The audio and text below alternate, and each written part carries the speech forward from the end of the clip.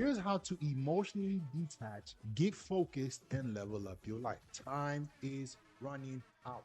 I'm gonna tell you guys a lot of things in this video about my personal life that I've kind of been struggling with, and this is gonna be a very transparent but very practical video. And I'm gonna tell you guys this shit from the bottom of my fucking, like I told you guys, this channel is gonna be my life lessons to you guys. This is gonna be like something that I give it to my son or something. Like he can go and watch these videos so he doesn't fuck his life up. Okay, but here's how to emotionally detach, get focused, and level up your life. And I'm gonna tell you guys what's happening with my life right now, what I'm changing, what I'm learning, and what you can do better. Okay, coming from somebody who makes 7 figures a year, making a lot of mistakes, making a lot of progress at the same time, because you can't make progress without mistakes. That's the reason of life. But if you learn from people who've made those mistakes, you can save yourself a lot of fucking time. Okay, one, relationships and love are a big trap if you aren't mega successful. So one of my relationships recently ended, probably the longest one I've ever been in. And what this relationship taught me was everything is always good when things are good. When things are not good, you get to see the other side. I don't want to go too much into detail, but essentially,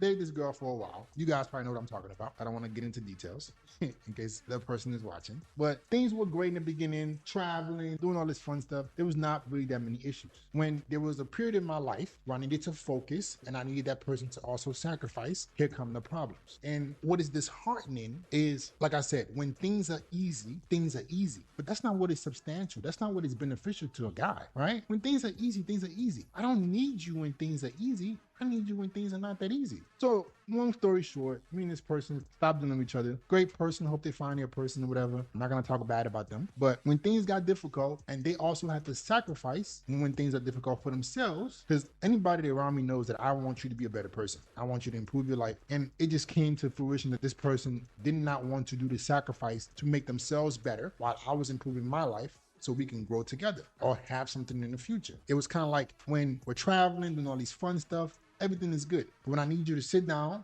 build something of yourself, it's like, too much work. And what I want to warn you guys about is the trap of love and relationships. A lot of women cannot handle adversity. It cannot. Now I'm gonna talk about that in the next point. I don't want to go too much deep into that. I'm gonna explain it more in the next point. But essentially, it's a trap. It's a very big trap for you as a guy if you're not mega successful, because women most of the time will not want to go through the same suffering to reach the goal that is beneficial for both of y'all. So all the sacrifice I was asking for was not to give me something. You have to sacrifice to make your life better if you want to be a part of my life. So I feel comfortable giving you a full-time commitment. Like, I'm working my ass off. I'm in my first million by what, 27? Like, I'm not gonna sacrifice what I'm building, all this suffering, for a woman who just wants to tag along a ride, survive with me, no true internal ambition. And then I'm just supposed to be like, here's kids, here's a family. Like, that is insane to me. I'm not fucking jeopardizing my suffering for that, because my mother brought me here, and my mom is a very good reason why I have this very big conviction, because my mom lost my father. Like, I lost my dad when I was 1 year old. And this is something my mom told me. My dad always told her he picked her because he felt like she could take care of shit if shit went wrong. My mom is incredibly hardworking, incredibly. Like, when they were in Nigeria, she was a cook. She was like doing all type of stuff. Like,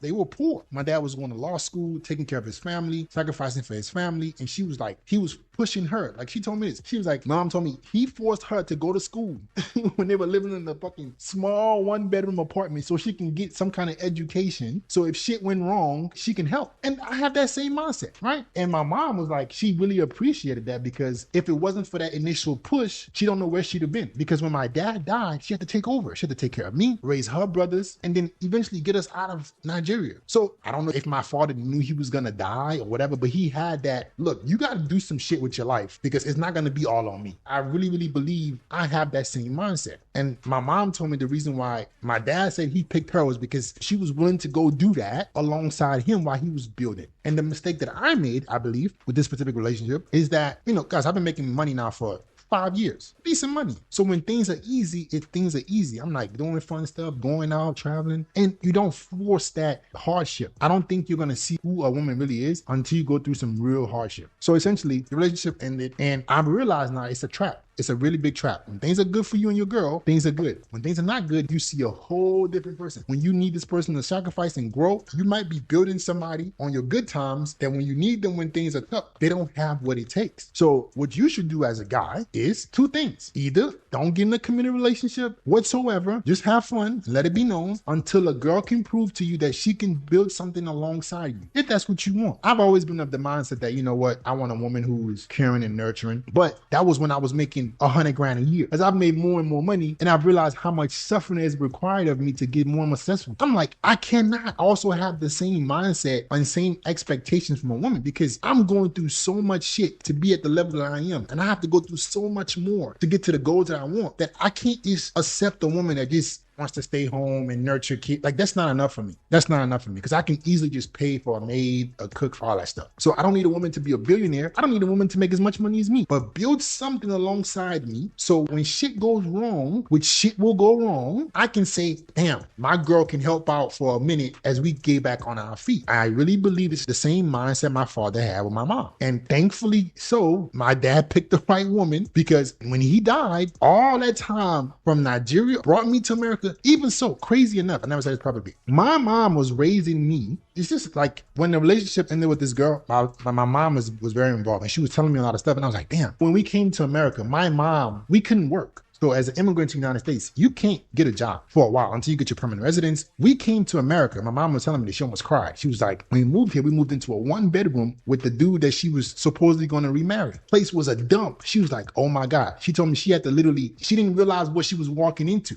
Almost lost her mind, but she got up, started volunteering, did everything she can to get a job, because she always remembered the promise that she made to my father, which was basically, I'm going to take care of your son. That's a promise that she made to my dad. Basically, he asked her, whatever you do, make sure that you take care of my kid. Make sure you take care of my son. So she's like, I have to live up to this promise. So even though she remarried when we moved here, she got up on her feet, started volunteering, trying to help out. Right? My mom, crazy enough, I never said this publicly, my mom was the one that still put me through school. My stepfather, he didn't do a goddamn thing. This dude is dead now. He didn't do a goddamn thing. She was the one that put me through high school. She was the one that helped me through college. She was working 2 jobs with a man. So imagine me seeing that from a woman, and then me being successful. And I'm also now supposed to accept a girl who's like, oh yeah, let me ride on your back and you take care of everything. I just cook and clean. Fuck that. Because if shit goes wrong with me, you're not going to be able to do a goddamn thing. And me having my mother in my life allows me to see, like, damn, my mom literally suffered just to be able to give us opportunity, and thankfully it paid off. So my advice to you guys is, you want to make sure either you wait till you've accomplished everything you accomplished. So whichever woman you bring into your life, you can vet them through a long period of time and see if they have what it takes. Or if you're going to start with a girl young, brother, you got to forge as much adversity as possible, because a lot of you guys, man, you just like, yeah, if I get some pussy, if I just chill, I'm good. I just deal with it. Bro, she's not going to be there for you when shit goes tough. I guarantee you, when you need her to level up,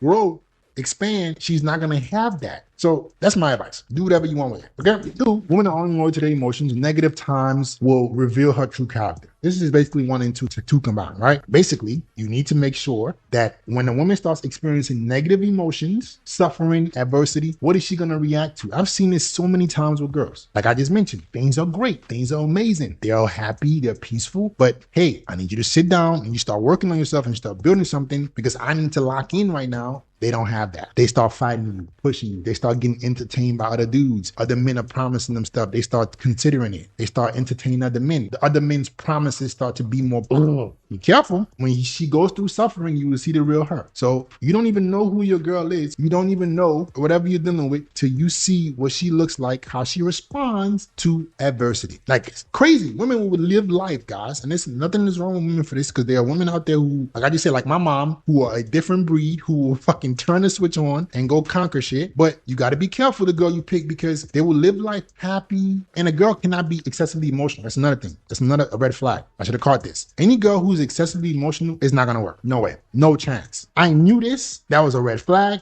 but I still ignored it. If a girl excessively emotional, meaning she cannot even control her own emotions, no chance. There's no way she's gonna be able to help you accomplish anything because she's gonna break down and fall to the, like, she needs to have some kind of grit, something, some kind of oomph. She needs it, or else you're fucked. If shit happens to you, your girl ain't gonna be able to do nothing. She's gonna collapse. This is primarily for my guys who want to be entrepreneurs and accomplish great things. If you want to be a mediocre guy, no worries, bro. Do whatever you want. You can find your regular girl. All right, I'm not accepting that. Anyway, negative emotions will expose who she really is. Women will go through life carefree. La la la la la la la la la. The moment adversity hits, they start losing it. I don't know if you guys have experiences. Go let a girl actually experience some real adversity. Like, let her see some problems with money. Like, not with you, maybe with her life. You have to be observant. How is she handling adverse situations? Fuck all the nice shit. I don't give a fuck how good things are and how she acts when things are good. How does she act when things are going wrong? If she can't control herself, if she can't control her emotions, if she starts acting erratic, if she starts being disrespectful, she's out. There's no chance, bro. She will never be able to help you. No way. She's going to be a liability. 100%. You might as well cut the losses now and just move on. Now,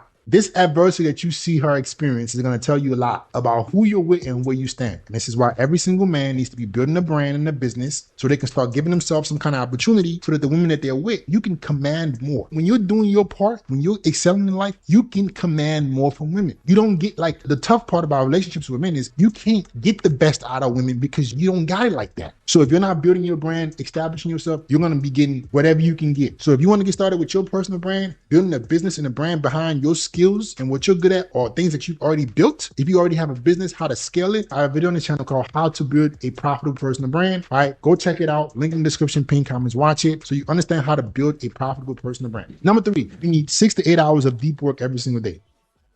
Time is running out, guys. AI is coming. I've been telling you guys this shit for years, man. Shit is getting hard. It's not getting easy. It's getting hard. Oracle firing 30,000 employees. Amazon letting people go. Apple letting people go. Things like, you have to get really good at something or you're going to get left behind. You need to be working your ass off every single day. There is no time to fucking waste. You're going to be obsolete in this world. And you're going to have to settle for a mediocre girl, settle for an average life. You're going to hate yourself if you don't start now busting your ass to try to give yourself an opportunity to escape. Universal income is coming, buddy. I'm telling you, you better do something, man. That money you making right now don't mean a goddamn thing. 6 figures, if you're not making 7 figures a year, you are fucked. I say 8 figures, and I'll tell you guys why. Here's why. This is point number 4. Don't upgrade your lifestyle until you're making at least 10 million a year.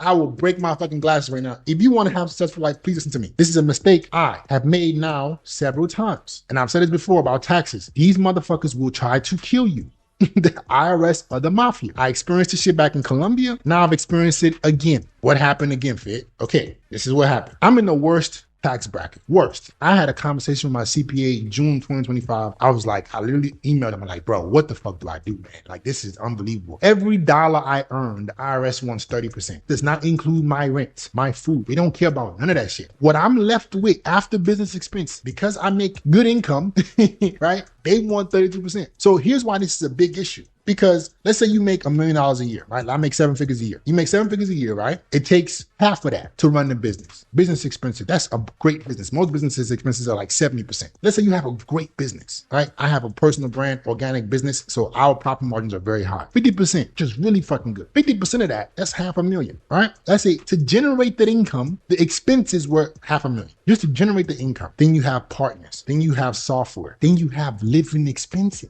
And guess what? All your living expenses, the IRS doesn't count. They don't give a fuck. I'm going through this shit right now. I'm literally fighting with my fucking CPA. I just had a big fight with my accountant because they missed a QBI. They missed a deduction. They missed a fucking deduction that was $25,000. $25K. And guess how I found out? Fucking AI. Claude put in my returns in Claude, and Claude was like, what the fuck? You haven't been doing this in 2 years. Why are they still having it? I was like, oh my goodness. The deduction was $25,000. And if it wasn't for me being cautious, I'm like, I question everything. What is up with these numbers? I put that shit into Claude because Claude, the way I use Claude is fucking amazing. Claude has all the context of all my business operations, everything I'm doing in the business. It knows everything. So if I give it a piece of information with my finances, it has so much project data of everything I'm doing that it can pinpoint things that I didn't even catch. So Claude found this fucking DBI and was like, buddy, they just cost you $25,000. So I'm fighting with my CPA.